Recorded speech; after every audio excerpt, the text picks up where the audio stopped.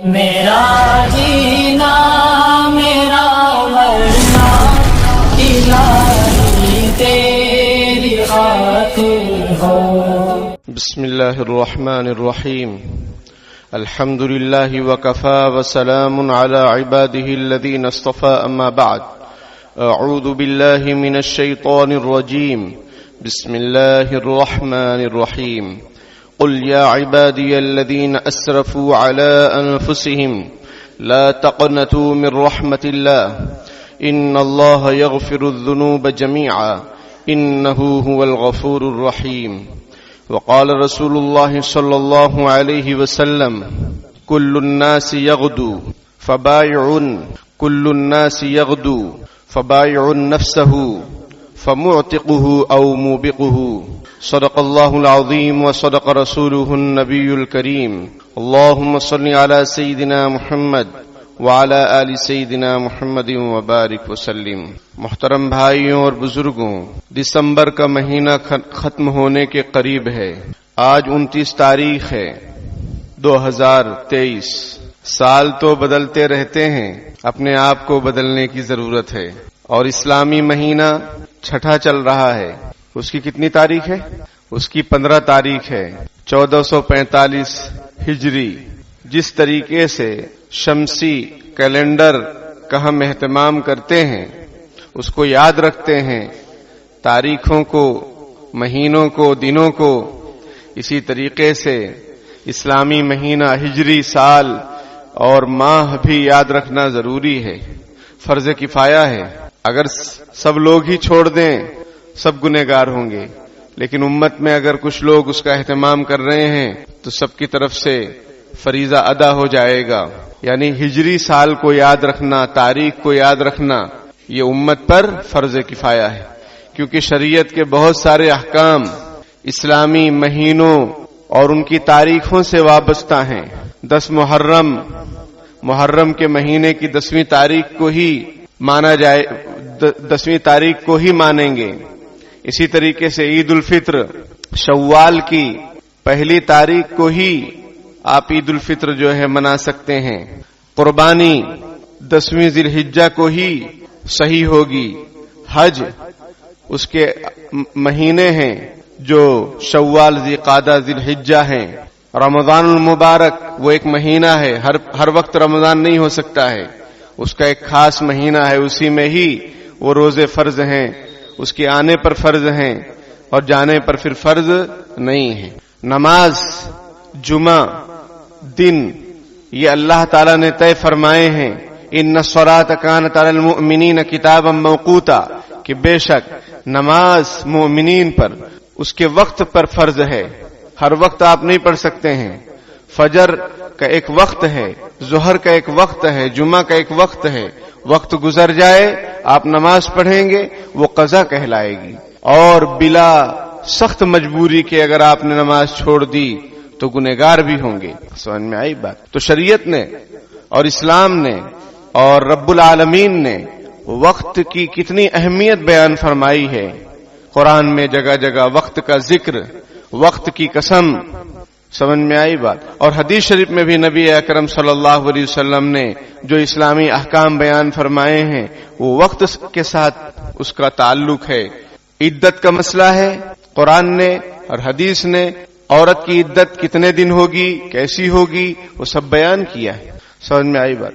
تو میرے بھائیوں بزرگوں، وقت کی بڑی اہمیت ہے اسلام کے اندر. ہمیں اس کی قدردانی کرنے کی ضرورت ہے.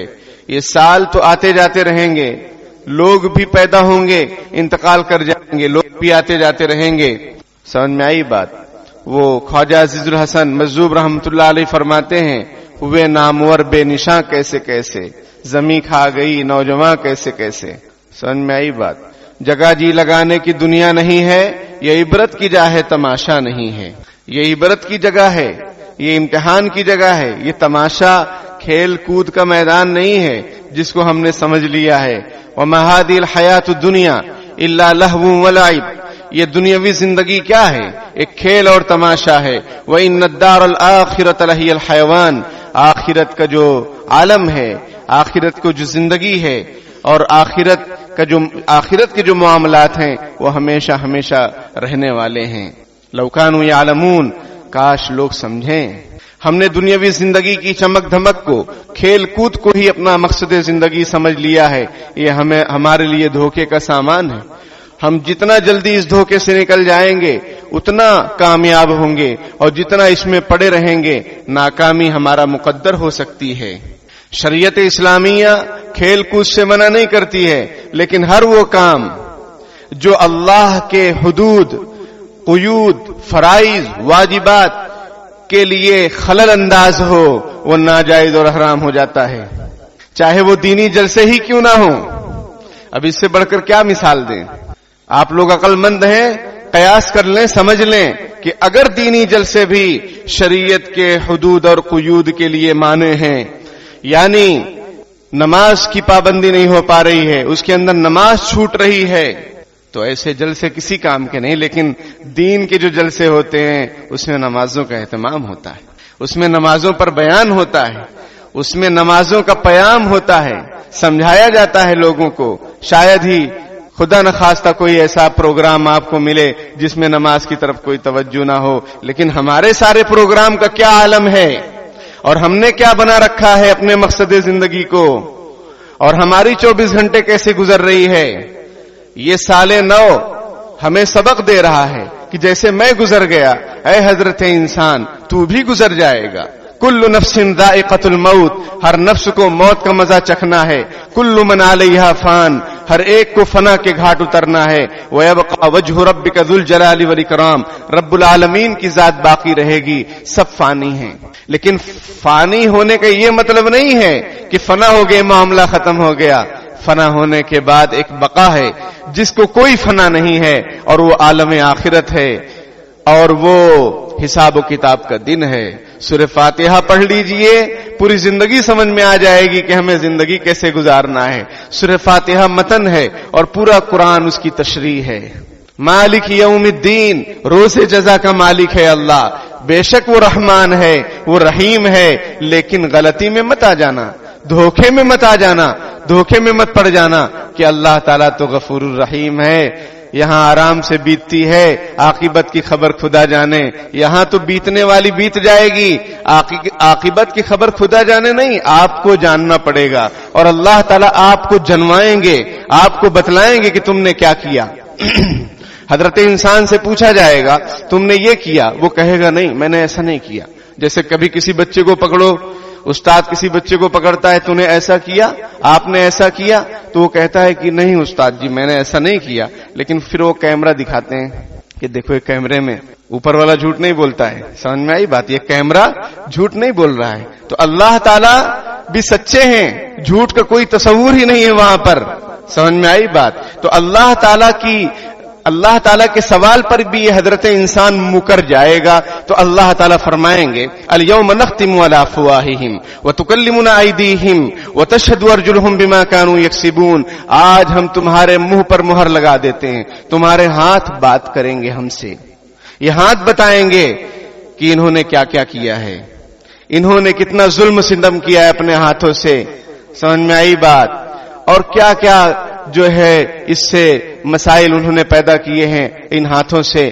پیر بتائیں گے الیوم نختم علی افواہہم وتکلمنا ایدیہم وتشہد ارجلہم بما کانوا یکسبون. پیر بتلائیں گی کہ وہ کہاں کہاں گئے اور کیا کیا کیے. اب انسان حیران کہ تمہارے لیے تو میں نے کیا سے کیا کیا. اے جسم تیرے لیے ہی تو میں نے سب کچھ کیا، آج تو میرے خلاف ہو گیا. سمجھنے کی ضرورت دنیا میں ہے حضرت انسان، یہ جسم تیرا نہیں ہے، یہ جسم خالق اور مالک کا ہے. اس نے اس کو بنایا ہے اور بہترین انداز میں بنایا ہے. یا ایھا الانسان ما غرک بربک الکریم، اے حضرت انسان تجھے کس چیز نے دھوکے میں ڈال دیا؟ تیرے کریم پروردگار سے. کریم کرم کرنے والا، فضل کرنے والا، مہربانی کرنے والا. تو اس نعمت کا مستحق نہیں ہے، پھر بھی تجھے وہ نعمتوں کو دینے والا. تو گناہ میں مبتلا تھا، تیری پکڑ نہیں کی، اور گناہ کے بعد تجھے زندگی دی تاکہ تو توبہ کر لے، لیکن تو نے توبہ نہیں کی. یا ایھا الانسان ما غرک بربک الکریم، اے حضرت انسان کس چیز نے تجھے دھوکے میں ڈال کے رکھا ہے؟ الذی خلق، اور کس سے دھوکا؟ رب کریم سے، جس نے تجھے الذی خلقک فسواک فعدلک، جس نے تجھے پیدا کیا اور بہترین انداز میں تجھے بنایا. تیری ناک اچھی، تیری آنکھ اچھی، اور تیرا پورا وجود ایک خوبصورت مجسمہ. دنیا کی کوئی طاقت اور ٹیکنالوجی حضرت انسان جیسا انسان نہیں بنا سکتی ہے. پتلے بنا لو، جان ڈال دو اس میں. پتلے بنانے سے کیا ہوتا ہے؟ پہلے دیکھا تھا بازار میں شرم بکتے تھے، آج شرم کیوں نہیں آتی، ہم بکتے ہیں. آج تو ہم بک رہے ہیں، ہم بک جا رہے ہیں. کچھ پیسوں پر اپنے ووٹوں کو بیچ دیتے ہیں، کچھ پیسوں پر اپنے ضمیر کو بیچ دیتے ہیں، کچھ پیسوں پر اپنی غیرت کو بیچ دیتے ہیں، کچھ پیسوں پر کیا سے کیا بیچ دیتے ہیں وہ آپ بہتر سمجھتے ہیں.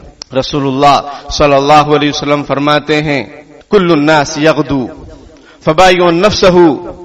ہر انسان صبح کر رہا ہے، ہر انسان کوئی بھی ہو، مسلم غیر مسلم کوئی بھی، وہ کیا کر رہا ہے؟ صبح کرتا ہے، اٹھتا ہے. فبائع نفسہ، اپنے آپ کو بیچتا ہے، اپنے آپ کو بیچتا ہے. فموتقوها او موبقوها، یا تو وہ اپنے نفس کو آزاد کراتا ہے. فموتقوها، اپنے نفس کو آزاد کراتا ہے. کس سے؟ اللہ کی ناراضگی سے، جہنم سے. او موبقوها، یا اپنے آپ کو ہلاک کر ڈالتا ہے. اللہ کی ناراضگی والے کام کرتا ہے، جہنم والے اعمال کرتا ہے. آنکھ بند ہونے سے پہلے ہمیں غور فکر کر لینے کی ضرورت ہے. سال تو آتے رہیں گے، اسلامی سال بھی شروع ہوا محرم الحرام سے، ٹھیک ہے، اور 6 مہینے گزرنے کو ہیں. 15 تاریخ ہے آج جمادی الاخرہ کی، ایسے رمضان مبارک آ جائے گا. سمجھ میں آئی بات؟ عید آ جائے گی، بقرہ عید آ جائے گی. لیکن میرے بھائیوں، اپنے وقت کو قیمتی بنائیں، اپنی زندگی کو بامقصد بنائیں، کچھ پلان کریں، کچھ سوچیں، وقت کو ضائع نہ کریں. من ساوى یومان فہو فی الخسران، یہ عربی میں ایک کہاوت ہے کہ جس کے 2 دن سیم ہوں، جس کے 2 دن ایک جیسے ہوں، آج بھی ویسا گیا کل بھی ویسا گیا، فہو فی الخسران، وہ نقصان میں ہے، وہ گھاٹے میں ہے. بلکہ ہونا یہ چاہیے کہ ترقی پر ترقی.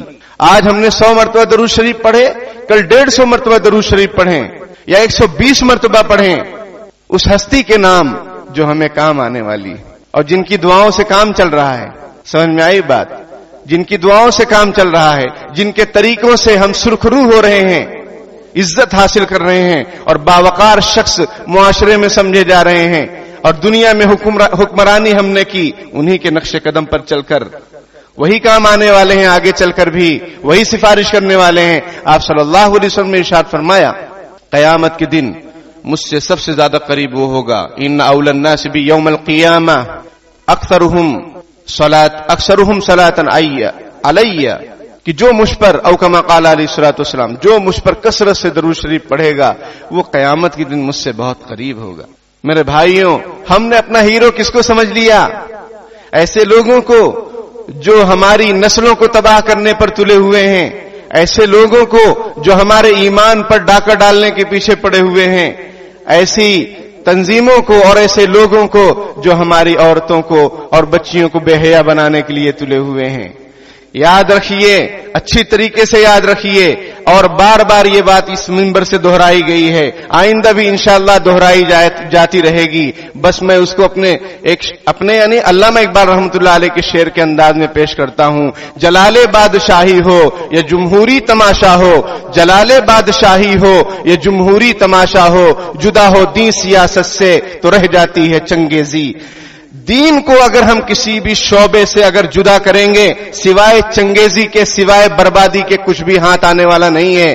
اچھی طریقے سے سمجھ لیں، آرگنائزرز اور تنظیموں کو چلانے والے اور جو کوئی بھی کام کر رہے ہیں قوم و ملت کے لیے، اگر تم شریعت سے بے وفا ہو تو کوئی چیز تمہیں حاصل ہونے والی نہیں ہے. ہو سکتا ہے یہ دنیا کی چند جو ہے ٹکڑیاں اور چند منافع تمہیں حاصل ہو جائیں، لیکن آخرت میں سوائے نقصان کے کچھ بھی نہیں. اور اصل کامیابی تو آخرت کی کامیابی ہے. دنیا میں بڑے بڑے نامور قبر میں سو رہے ہیں، کوئی پوچھنے والا نہیں ہے. ہم یہ دیکھتے ہیں کہ ہمارے ایسے لوگ ہیں، اب میں کچھ الفاظ کو حذف کر رہا ہوں، اللہ نے آپ کو دماغ دیا ہے، سمجھیے باتوں کو، کہ جو ایسے ایسے کام کر رہے ہیں जिसमें बेशक वो बड़े नफा बख्श हैं, बहुत जो है उससे जो है कौम मिल्लत के लिए फायदा होगा, लेकिन वो अल्लाह से और रसूलुल्लाह से और दीन से बेबहरा कर रहे हैं हमारी नस्लों को, हमारी आने वाली जनरेशन को। मुझे बताइए आप क्या उम्मीद रखेंगे कि आपके मरने के बाद वो आपके लिए इसाले सवाब करेंगे? उनको जब आपने वो मौका ही नहीं दिया, उनको वो चीजें ही आपने नहीं सिखाई, उनको तहजीब नहीं सिखाई, उनको आपने अदब नहीं सिखाया, एहतराम नहीं सिखाया और मस्जिदों के आदाब नहीं सिखाए और इसी तरीके से कुरान की तालीम उनको नहीं दी, तो वो क्या काम करेंगे?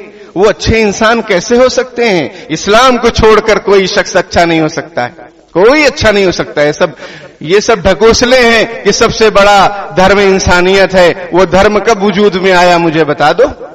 वो इंसानियत का धर्म वजूद कब से आया?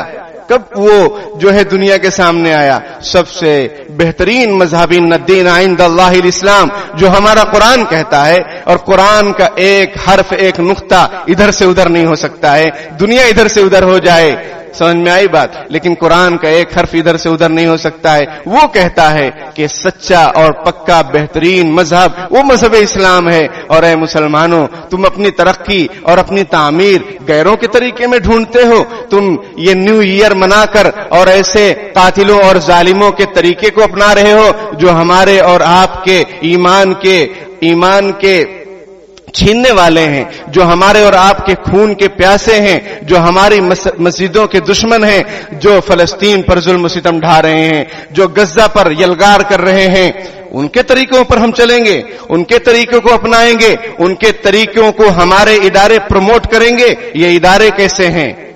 ये हमारे इदारे नहीं हो सकते हैं।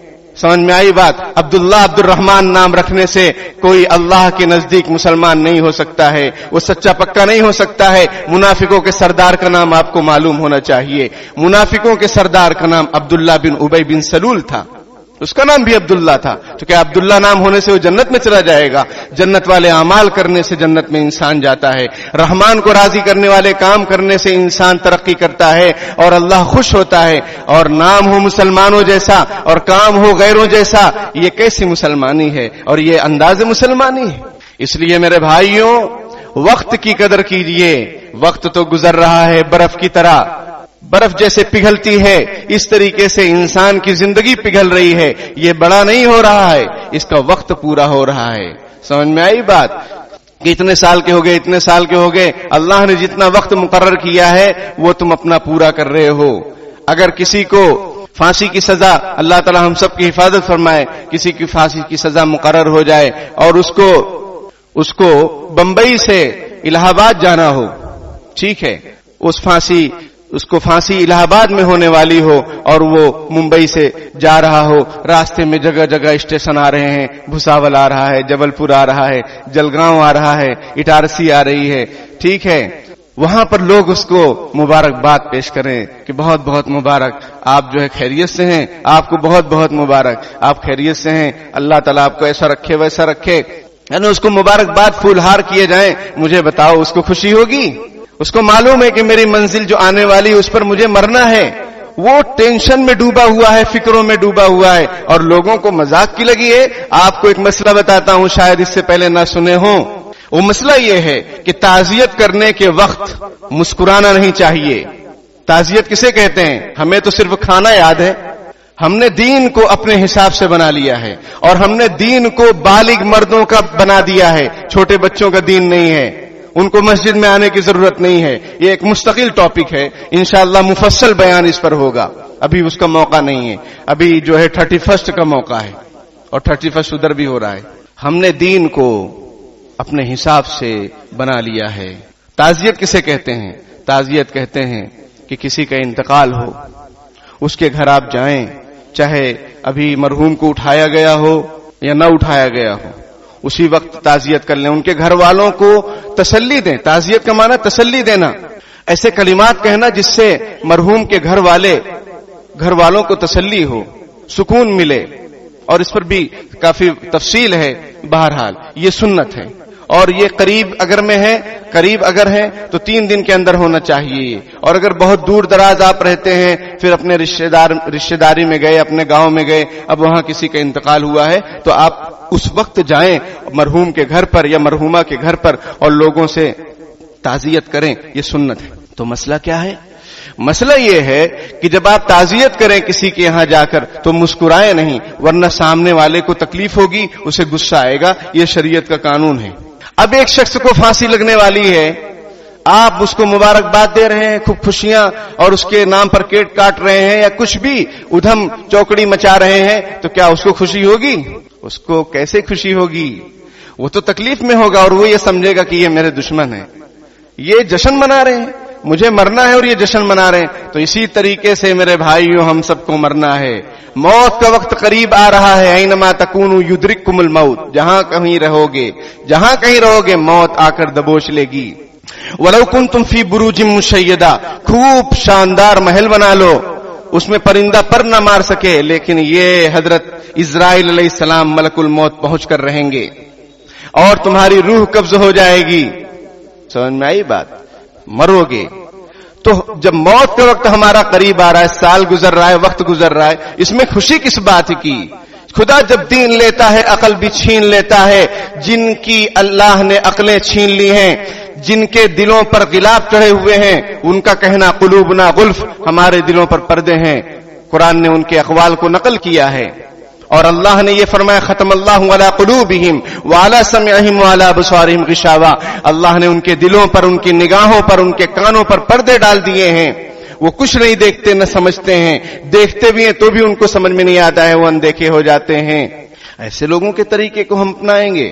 قرآن کہتا ہے یا ایھا الذین آمنوا لا تتخذوا اليہود والنصارى اولیاء بعضهم اولیاء بعض ومن يتولهم منکم فانه منهم ان اللہ لا يهدي القوم الظالمین۔ اے ایمان والو، یہودیوں اور نصرانیوں کے طریقوں، ان کو دوست مت بناؤ، جگری اپنا، ان کو اپنا جگری یار مت بناؤ، ان سے قلبی تعلق مت رکھو، ان کے نقش قدم پر مت چلو۔ وَمَن يَتَوَلَّهُم مِّنكُمْ فَإِنَّهُ مِنْهُمْ، جو ان سے دلی تعلق رکھے گا، میلان رکھے گا، وہ اسی میں سے ہوگا، اسی میں سے ہو جائے گا وہ۔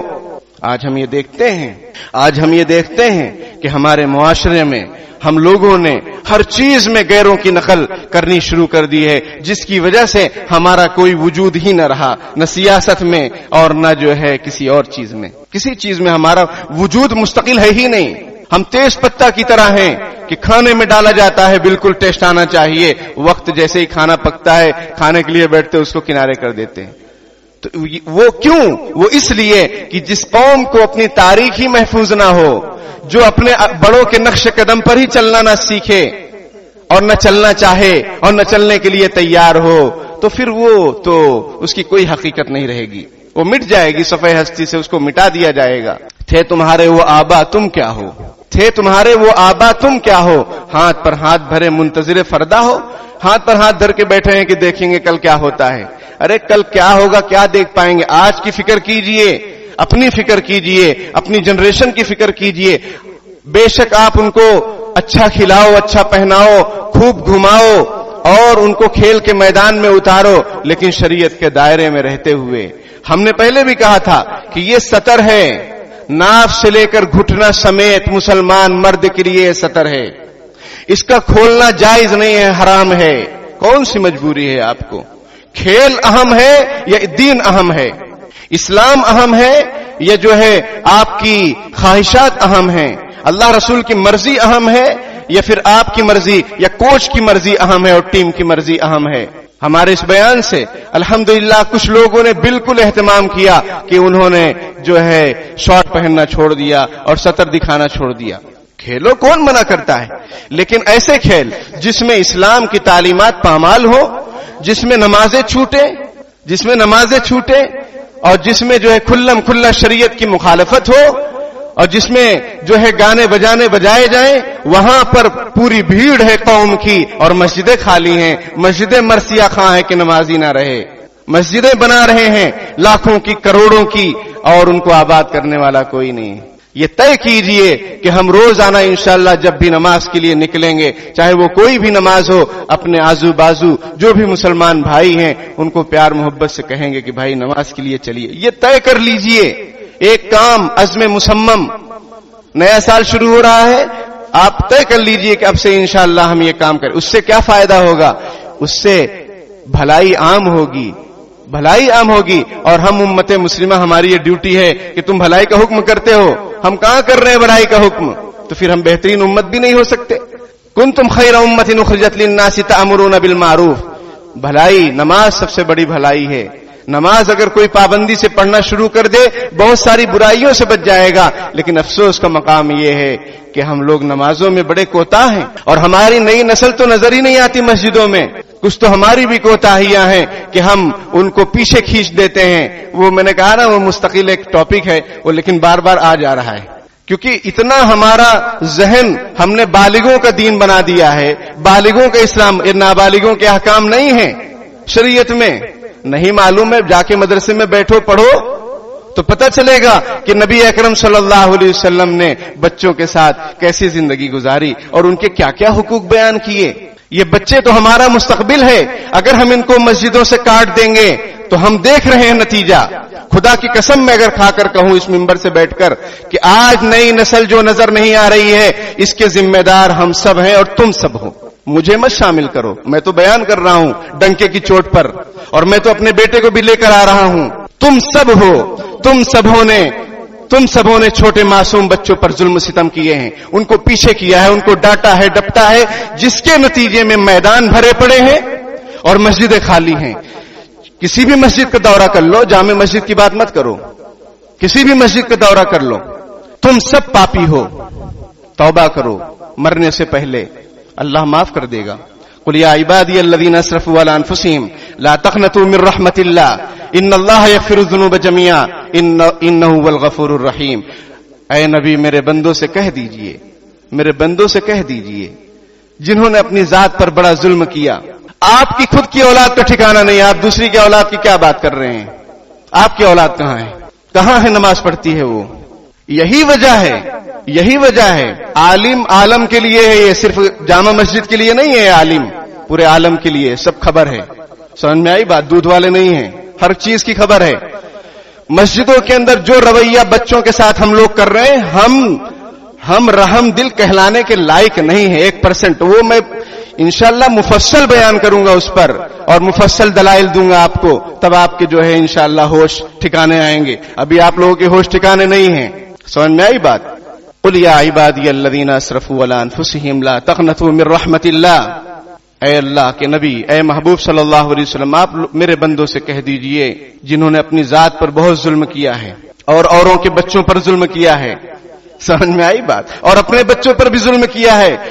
میں نے ایک مسجد میں کہا کہ ارے چچا آپ کے بچے تو ہوں گے، بولے میرے بچے نہیں. ارے میں نے کہا نواسے تو ہوں گے. یعنی اتنی چڑ بچوں سے. تو یہ بچے جب مسجد نہیں آئیں گے تو کہاں جائیں گے؟ اڈوں پر جائیں گے، کلب میں جائیں گے، اور جا رہے ہیں. اور یہی بچے آپ کو جوتے بھی مار رہے ہیں، اور آپ رونا رو رہے ہو مفتی کے سامنے بیٹھ کر، عالم کے سامنے بیٹھ کر، مولانا کے پاس بیٹھ کر کہ ہمارے بچے ہمارے کہنے میں نہیں ہیں. ارے تم نے شریعت کو کب اپنے اوپر لاگو کیا؟ شریعت کو سنا تم نے اپنے بچوں پر رحم کیا بچپن میں، ان کو نماز کا پابند بنایا. وہ پھر بڑے ہو جاتے ہو آپ کی کہاں سنیں گے؟ وہ کسی کی نہیں سنتے. اور کہاں نظر آ رہے ہیں ہمارے بچے؟ مسجدوں میں ہم دیکھتے ہیں. اور اگر آ بھی رہے ہیں تو ان کے ساتھ ظلم و ستم. ارے خوف کرو خدا کا. اپنی نماز پڑھنے آئے کہ بچوں کو دیکھنے آئے؟ اور اگر وہ ذرا شور کر دیا تو برداشت کر لو. تم نے کیا گل کھلائے ہیں بچپن میں؟ اگر ابھی لائیو چالو کر دیا جائے تو منہ دکھانے کے لائق نہیں رہو گے. تم نے مسجدوں میں کیا کیا جو ہے ادھم چوکڑی مچائی ہے. وہ بھول گئے بچپن اپنا. وقت ہو گیا ہے، اس پر بیان ہوگا انشاءاللہ تفصیلی دلائل کے ساتھ. اور دلائل کون سے؟ قرآن حدیث کے. یا تو اسلام پر چلنا سیکھو یا اسلام کا نام نہ لو، یا اسلام پہ چلنا سیکھو یا اسلام کا نام نہ لو. صاف صاف بات ہے. سمجھ میں آئی بات؟ اللہ تعالیٰ بہرحال جو موضوع تھا وہ یہ تھا.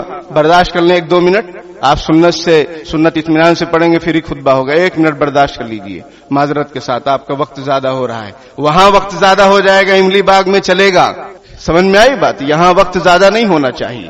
کیسے مسلمان ہیں؟ نیو ایئر سراسر غیر مسلموں کا طریقہ منانا اور اس میں کیک کاٹنا اور اسٹیکر اور اشتہار لگانا اور اپنے بچوں کی خبر لیجئے وہ ریس کر رہے ہیں. لڑکیوں کی خبر لیجئے سہیلی سے ملنے نہیں جا رہی ہے, وہ بڑی ہو گئی ہے, آپ لے جاؤ سہیلی سے ملوانے, کہاں جا رہی ہے وہ؟ رپورٹ کے مطابق, تحقیقات کے مطابق کتنے اویو آباد ہو رہے ہیں ہماری نسلوں سے. مہذب انداز میں ہم کہہ رہے ہیں کتنے اویو اور کتنے جو ہے یہ لاج وغیرہ میں موج ہو رہی ہے, ہماری نسلیں جا رہی ہیں, عورتیں جا رہی ہیں. اس پر غور و فکر کرنے کی ضرورت ہے. سال بدلتے رہتے ہیں, خود کو بدلنے کی ضرورت ہے. اللہ تعالیٰ کہنے سننے سے زیادہ عمل کی توفیق عطا فرمائے, آمین. وآخر دعوانا الحمدللہ رب العالمین. بسم اللہ الرحمن الرحیم. اللہم صلی علی سیدنا محمد وعلی آل سیدنا مولانا محمد وبارک وسلم. ربنا آتنا فی الدنیا حسنۃ وفی الآخرۃ حسنۃ وقنا عذاب النار. اللهم إنا نسألك العفو والعافية والمعافاة في الدنيا والآخرة. اللهم إنا نعوذ بك من الفتن ما ظهر منها وما بطن. حسبنا الله ونعم الوكيل, نعم المولى ونعم النصير.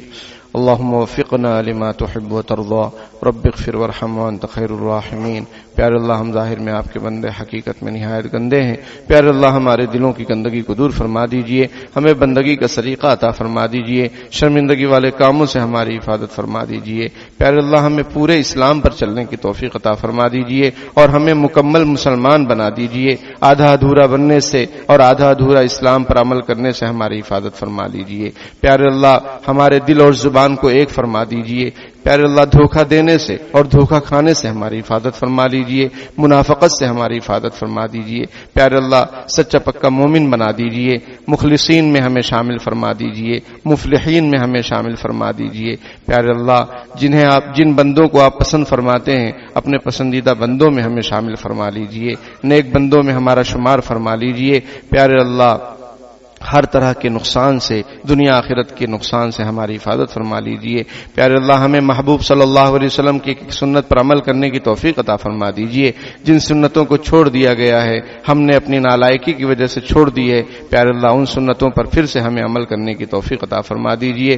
پیارے اللہ, رسوم رواج سے ہماری اور امت مسلمہ کی حفاظت فرما لیجئے. خرافات سے اور یہ نیو ایئر کے خرافات سے ہماری اور پوری امت مسلمہ کی حفاظت فرما لیجئے. ہماری نئی نسلوں کی عزت آبرو کی حفاظت فرما دیجئے. پیارے اللہ, ان کے ایمان کی حفاظت فرما دیجئے. ہر برے کام سے ہماری اور پوری امت کی حفاظت فرما لیجئے.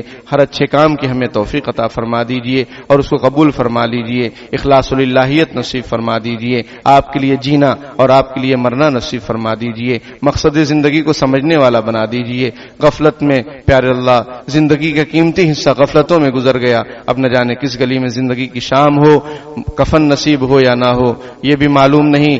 دفن ہونا نصیب ہوگا یا نہیں ہوگا, یہ بھی کچھ پتہ نہیں. پیارے اللہ, خیر و عافیت کا معاملہ فرما دیجئے. اپنے پسندیدہ بندوں میں ہمارا شمار فرما لیجئے. پیارے اللہ, دین کا دائی و شہدائی بنا دیجئے. دین کی سربلندی کی جو بھی کوششیں کی جا رہی ہیں, پیارے اللہ ہمیں اور ہماری نسلوں کو قبول فرما لیجئے. پیارے اللہ, حق دکھلائیے, حق سمجھائیے, اہل حق کا ساتھ دینے کی توفیق عطا فرما دیجئے. پیارے اللہ, باطل دکھلائیے, باطل سمجھائیے, اہل باطل سے ہماری حفاظت فرما لیجئے. پیارے اللہ, جو بیمار ہیں ان کو شفا کاملہ عطا فرما دیجئے. جو مقروض ہیں غیب سے ان کے قرضوں کی ادائیگی کی شکلیں پیدا فرما دیجئے.